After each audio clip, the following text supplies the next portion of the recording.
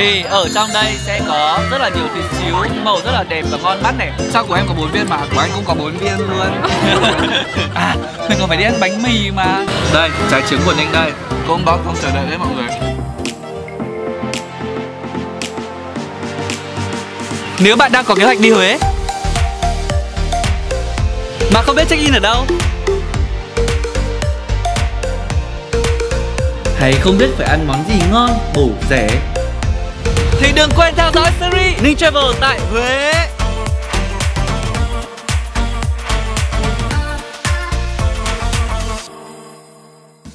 Xin chào các bạn đang quay trở lại với channel Ninh Tito. Các bạn thân mến, ngày hôm nay chúng ta sẽ có một tập đi ăn đêm ở Huế. Và hiện tại Ninh đang đứng cạnh bạn Quỳnh Trang đúng không nhỉ? Thùy Trang. Thùy Trang có thể giới thiệu về bản thân của mình cho các bạn xem kênh của Ninh được không? Xin chào mọi người, mình là Trang, mình 25 tuổi. Hiện nay là mình đang sinh sống ở Huế và hiện là đang làm một food review ở Huế. Tối nay thì rất là vui được tham gia cùng anh Ninh trong chuyến ăn đêm ngày hôm nay. Tôi chết rồi, hẹn Trang mà không biết Trang cũng là food reviewer. Không biết là em đã làm ở đây bao lâu rồi? Em làm gần được 2 năm rồi á. Gần được 2 năm, người tay trái, người tay phải đấy. Người tay trái ạ. Ok, nhưng mà thực sự rất là vui bởi vì là cái chuyến đi Huế lần này thì anh muốn là giới thiệu cho tất cả các bạn xem kênh của anh những cái quán nào mà người Huế hay ăn, chứ không phải là những quán nào mà nổi tiếng trong du lịch. Hiện tại Ninh với cả Trang đang đứng ở phố Tây, nhưng mà có vẻ như là mùa dịch này phố Tây nó không có Tây nữa, nó thành phố ta xíu rồi. Bình thường ở đây có đông không? Cuối tuần thì khá là đông ấy, nhưng mà từ đợt dịch thì em thấy nó vắng hơn là nhiều. Ok, thế thì bây giờ mình đi ăn đi. Quán đầu tiên buổi tối thì nên ăn gì nhỉ? Anh đang thèm cái gì đấy ngọt ngọt. Ban đêm ở Huế thì em nghĩ mình nên ăn chè nhỉ. Đặc biệt là có món bột lọc heo quay. Ok, món đấy rất là ngon, nhưng mà ngày xưa anh ăn chè hẻm như thế mọi người bảo là chè hẻm nó cũng không phải là xuất sắc lắm. Hiện tại thì đối với em thì quán chè Mờ Tôn Đích là có món bột lọc heo quay được mọi người nhắc đến như là quán số 1 ở Huế luôn ấy. Quán số 1 luôn. Ok, vậy thì bây giờ chúng ta sẽ cùng với cả bạn Trang đi đến cả chè bột lọc heo quay ở Mợ Tôn Đích. Mợ Tôn Đích nhé mọi người. Đi thôi. Bởi vì đây là phố đi bộ mà chúng mình để xe ở giữa phố ấy, cái nhà khách sạn của chúng mình ở giữa phố, nên là bây giờ mình đang phải dắt bộ mọi người ạ. Nhưng mà cũng là một cái khá là vui. Ai cũng nghĩ buổi tối ở Huế sẽ rất buồn, nhưng nếu biết cách chơi thì thực sự vẫn vui lắm các bạn ạ. Nhịp sống buổi tối ở đây tuy không ồn ào náo nhiệt như các thành phố lớn khác, tuy nhiên thì vẫn ti tỉ hàng ăn ngon tới tận đêm khuya. Hoặc là các bạn cũng có thể đi ngắm các cây cầu khi lên đèn này, hay là thậm chí lượn lờ ngắm phố phường, ngắm người trên đường, ngắm các hoạt động thôi cũng cảm thấy rất là nhẹ nhàng và yên bình đến lạ rồi. Trong tập này, hãy cùng Ninh đi khám phá 4 địa chỉ ăn uống siêu ngon của Huế vào buổi tối nhé. Hiện tại thì chúng mình đang có mặt tại chè Mợ Tôn Đích rồi, và nó nằm cạnh công viên gì ấy nhỉ? Công viên Thương Bạc. Công viên Thương Bạc. Anh thấy rất là đông, đúng là kiểu thứ bảy chủ nhật đúng không? Thế bình thường ban ngày buổi tối họ có đông không? Buổi ban ngày thì ở đây sẽ là nơi dành cho các bạn cấp 3 học thể dục, hoặc là các cô các chú đi tập thể dục buổi sáng ấy.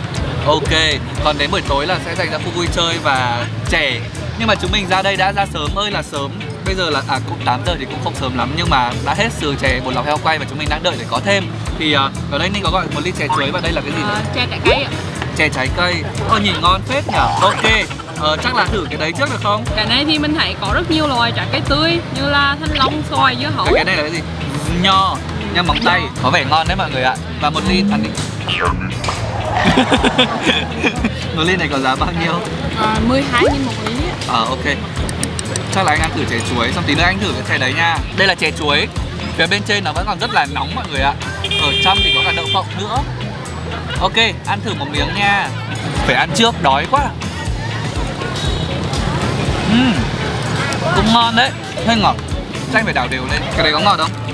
Cái này thì ngọt thanh hơn, tại vì chủ yếu là nước đường ấy, nhưng còn ở đây thì nó đậm đặc hơn nên là ngọt hơn. Ở đây đông lắm mọi người ạ, các gia đình, các bạn trẻ, các bạn là nhỏ cũng ra đây ăn rất là nhiều luôn, mà nó đông lắm. Em có hay đi ăn chè ở đây buổi tối không? Ở đây là quán quen của em, tại vì ở đây là có món bột lọc heo quay rất là ngon, cho nên thường lúc nào thèm thì toàn phải cái đấy. Bột lọc heo quay. Bột lọc heo quay ở đây khác gì cái bột lọc heo quay mà ăn ở trong chè hẻm hay là mấy cái chè khác? Em nghĩ viếng ở đây thì nó sẽ to hơn một xíu, và cái nhân thì nó sẽ đậm đà hơn, và cái nước dung với cái chè thì người ta nấu với gừng nó rất là thơm. Nước dùng thì nấu với gừng, nhưng mà anh nghĩ là quan trọng là cái viên ấy, cái nhân nó phải ngon ấy. Thì bây giờ chúng ta sẽ cùng đợi nhá. Hình như là nó ra rồi hay sao ấy.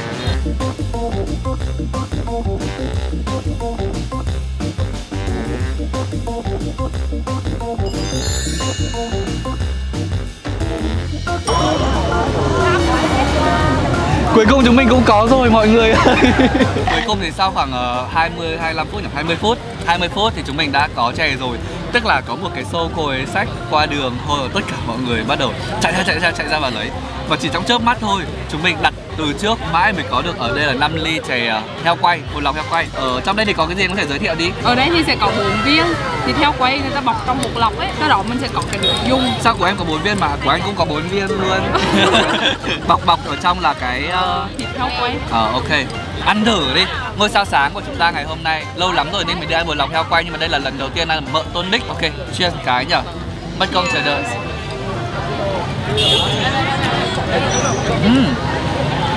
Cái thịt heo ở trong nó vừa mặn, nhưng mà càng nhai các bạn sẽ thấy nó rất là vị ngọt và thịt nó rất là chắc. Cái vỏ nó cũng mềm, ngon, được rồi. Cũng đó, không chờ đợi đấy mọi người. Xong rồi cái nước này là nước đường thôi đúng không? Nước đường người ta còn nấu với thêm cả gừng ấy, cho nên nó sẽ thơm và tiết chế được cái mùi thịt ấy, là nó sẽ làm khó vì thường đồ mặn với đồ ngọt nên nó sẽ khá là kỳ nhau. Đây mọi người ạ, một cái viên tròn xinh xinh thế này mà bao nhiêu người ngóng trông này. Đó. Ăn thì nó sẽ hơi, tức là cái nhân này lúc đầu anh nghĩ tưởng tượng là nó sẽ giống cái bột lọc heo quay ở bên chè hẻm, là nó ở trong có nhân xào, nhân thịt à, mộc nhĩ và nó vỏ nó trong hơn, chứ nó không như thế này, và cái hình nó không phải hình tròn. Nhưng mà sang đây nó là một cái kiểu hoàn toàn khác, nhưng mà ngon mọi người ạ. Chắc là đấy là lý do vì sao mà làm nên tên tuổi của quán mỡ tôn đích này, quán mỡ tôn đích đông hơn này. Đó, nên là nếu mà các bạn đến Huế thì có thể ghé qua mỡ tôn đích, nằm ở cổng công viên gì anh mới quên. Công viên Thương Bạc. Công viên Thương Bá. Thương Bà. Vàng bạc ấy. Thương Bạc. Công viên Thương Bạc để có thể ăn món chè này, và ra càng sớm càng tốt, hãy kiên trì. Ok, ăn xong ly này thì chúng mình sẽ đi ăn món gì tiếp theo nhỉ? Bún bò nhé. Bún bò. Được. Ăn ngọt xong ăn mặn à? Được. Ok.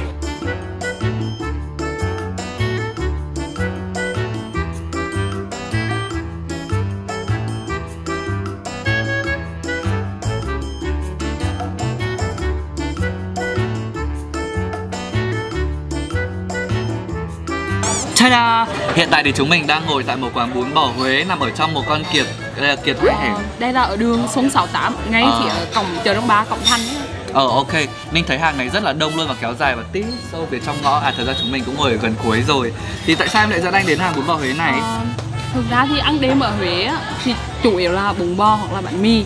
Mà ở đây là một quán rất là được mọi người dân lao động ở Huế ưa chuộng, tại vì giá thành nó khá rẻ và chất lượng nó rất là tốt, khá là nhiều topping, và lại là hương vị rất là ngon. Ninh thấy rất là nhiều luôn mọi người ạ. Nhưng mà giá ở đây như thế nào mà gọi là rẻ? Ở đây thì một tô có giá tầm 20 đến 35 nghìn đấy. Thế cũng ok, mà tô này khá là đầy đặn luôn đấy. Đây các bạn ơi, ngày hôm nay thì Ninh có gọi một phần này. Ở phía bên trong này sẽ có một miếng, đây là móng đúng không? Đây là khoanh siêu to. Ninh thì thích ăn cái phần giữa, thì Ninh không thích ăn cái phần móng lắm. Đó. Tiếp theo chúng ta sẽ có một miếng chả cua nè. Đây là bò này, thịt bò này, bắp nè. Nhiều quá. Ở dưới có bún nữa mọi người ạ. Và như mình có từng chia sẻ ở trong một cái tập trước, đó chính là đồ ăn ở Huế thì màu sắc nó rất là bắt mắt, đặc biệt là màu cam hay màu đỏ họ rất là chú trọng luôn, nhưng mà nó cũng ngon. Có muốn nói gì không? Thường thì cái màu này á, người ta sẽ khử từ ớt hoặc là dầu gấc á. Dầu gấc. Đúng rồi ạ. Gấc thì nó sẽ không ngọt cay nhưng mà tạo được cái màu rất là bắt mắt. Ok, nhưng mà mọi người nhìn qua lại cứ tưởng là cái váng ớt hay gì đúng không? Đây Ninh sẽ lấy thêm một chút ớt chưng, có vẻ sẽ cay đấy. Cay không? Cái này dễ sặc lắm ấy, ăn cẩn thận. Thế á? Làm sao mà sặc được? Quán này mà không ngon thì bắt Trang đến một quán khác nha mọi người. Mời em nhé. Mời cả nhà.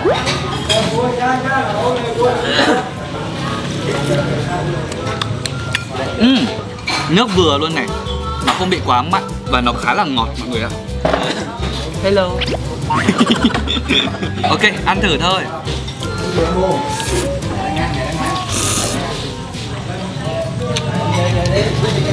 Này, cái sợi bún bò Huế này nhỏ hơn cả sợi bún bò Huế ngoài Hà Nội. Cái sợi này khá là nhỏ luôn. Sợi này là loài không gian to ở Huế. Ở Huế còn có loài bún nhỏ, sợi nhỏ hơn. Giống bún tối ở ngoài Hà Nội không?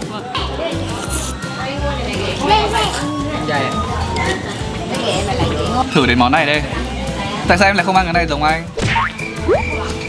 Em có hỏi trưa bụng để dắt anh đi ăn món khác nữa chứ, để dành nhá. Còn món gì nữa à? Mình còn phải đi ăn bánh mì mà. Thấy buổi đêm ở cầu Trường Tiền à? Có món bánh mì Trường Tiền siêu ngon.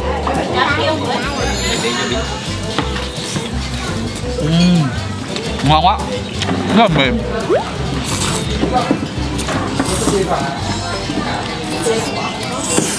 Ở đây món bún bò Huế mọi người sẽ ăn vào thời điểm nào? Thường thì người ta sẽ ăn vào buổi sáng hoặc là buổi tối khuya. À, thế ngoài cái quán này buổi tối đêm khuya thì có quán nào bán là khuya mà bán bún bò Huế không? Mọi người có thể ghé tuyến đường Hà Nội thì có rất là nhiều quán. Nhưng mà ở đấy thì thường là khách du lịch nhiều cho nên giá là sẽ khá cao hơn so với những cái quán mà ở trong hẻm như này. Hoặc là có một quán bún Bát Chỉ ở đường Nguyễn Công Trứ cũng khá là ngon. Nếu như mọi người muốn thử cái loại bún đặc biệt của Huế luôn thì có thể ghé quán đó nhé. Bún Ba Chỉ nghe đã có vẻ rất là mỡ rồi đấy, mỡ không? Thật ra thì cũng không có mỡ lắm đâu, nhưng mà cái nước của người ta nấu đậm mùi ruột hơn cho nên người Huế rất là thích. Ở trong đây hay dùng các loại mắm ha, nhưng mà khá là ngon. Mình nghĩ đây cũng là một quán mà các bạn có thể ghé tới khi mà các bạn đi đêm. Thấy ở Huế cũng có khá nhiều chợ buổi đêm nhỉ, chợ Đông Ba này các thứ này.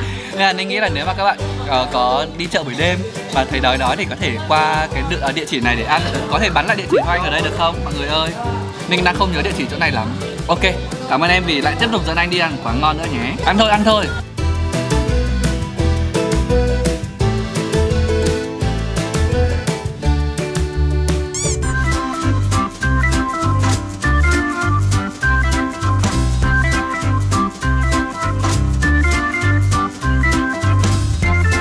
Ôi dồi, no quá rồi mọi người ạ. Nhưng mà sau cái tô bún bò nhỏ, chúng mình vẫn còn lết ra được cái cầu kho rèn để chúng mình ăn một cái món khá là đặc biệt.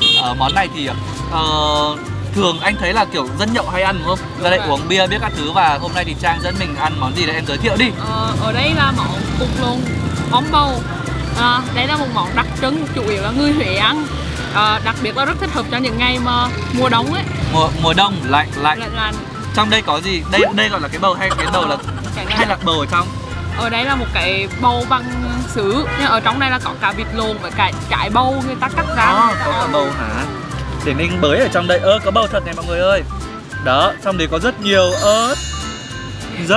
ớt và tiêu nha mọi người. Có một quả vịt lộn trong đây. Tiếp theo thì chúng mình sẽ ăn với đây là cái gì?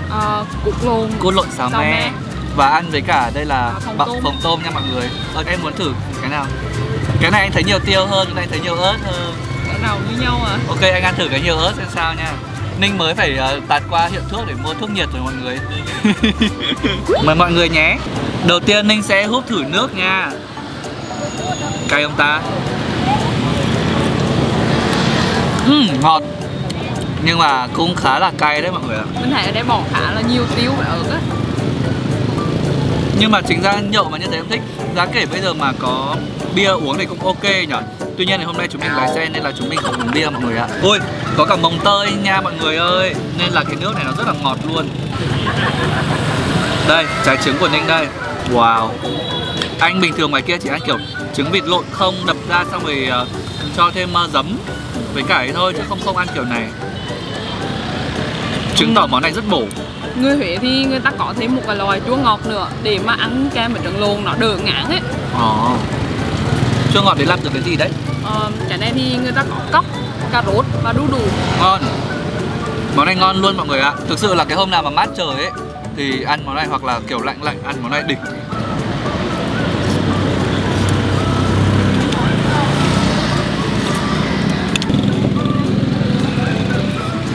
Ăn thử món này đi. Đây, cút lộn xào me nha mọi người. Không biết vị có khác với cút lộn xào me ở ngoài Hà Nội không? Ngon không? Vị chua vừa phải và cái trứng cút á nó khá béo, cho nên ăn rất là độc đáo là. Em ăn món này bao giờ chưa? Em từng ăn rồi. Nhưng mà ở Huế lâu thế mà từng ăn thì tức là lâu lắm rồi không ăn.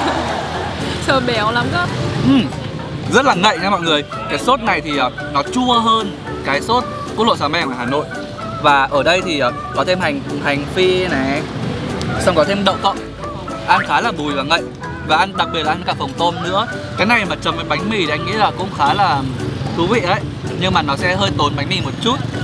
Ok, mình nghĩ đây cũng là một cái món mà khá là hợp lý để mọi người có thể ăn thử vào những cái lúc nào mà cần ăn món chơi nhỉ. Nhưng mà ở đây chỉ bán tối thôi đúng không? Ở đây chỉ bán buổi tối, chủ yếu là bán buổi tối. Tại vì mọi người thích lái ấy, thì cái buổi tối sẽ hợp lý. Ok, và cuối cùng thì chúng ta cũng đến được cái món mà Ninh rất là hào hứng. Tạm biệt với cả món hột vịt om bầu. Chúng ta sẽ cùng đến với cả bánh mì Trường Tiền.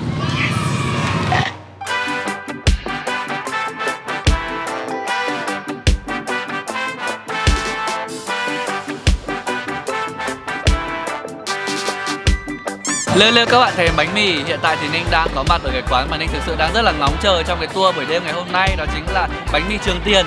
Và thực sự các bạn nhìn đằng sau không? Em có hay gặp cảnh này ở đây không? Đấy là cảnh thường xuyên mọi người sẽ thấy hầu như là một ngày ở bánh mì Trường Tiền luôn ấy.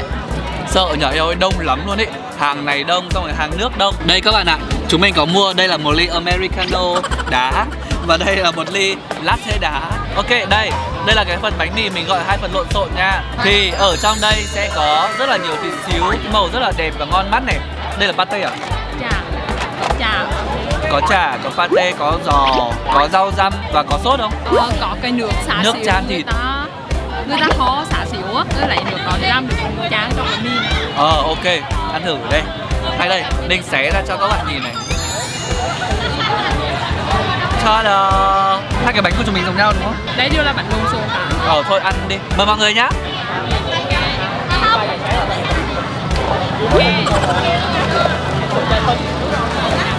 Cái vị xíu ngọt đúng vị Ninh thích luôn. Ngon quá. Ở đây là món thịt xíu là được mọi người yêu thích nhiều nhất. Ngon mọi người ạ. Ăn một cái bánh này nhở? Nhỏ quá nhở? Một cái bánh này 3 tiếng. Đây mọi người ạ. Nó rất ngon, nhưng mà một ổ này bé quá nên là một người mà ăn.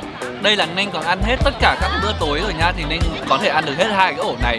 Thì không biết là bình thường mọi người đến ăn thì hết được 2-3 ổ không? Nếu như mà buổi tối mọi người đi làm hoặc đi chơi về á, thường thì sẽ ăn tầm 2-3 ổ.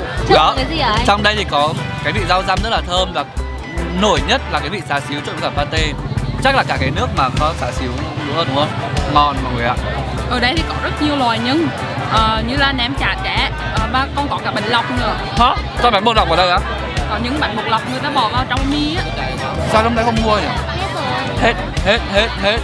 Nên sẽ uống thử Americano nước đậu vàng.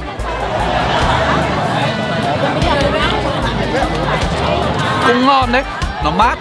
Nó rất là mát luôn. Và một ly này chỉ có 5.000 thôi. Một combo xuất sắc cho buổi tối nhỉ. Nói tôi là ở đây đông quá mọi người ạ. Nó sẽ mở từ mấy giờ đến mấy giờ?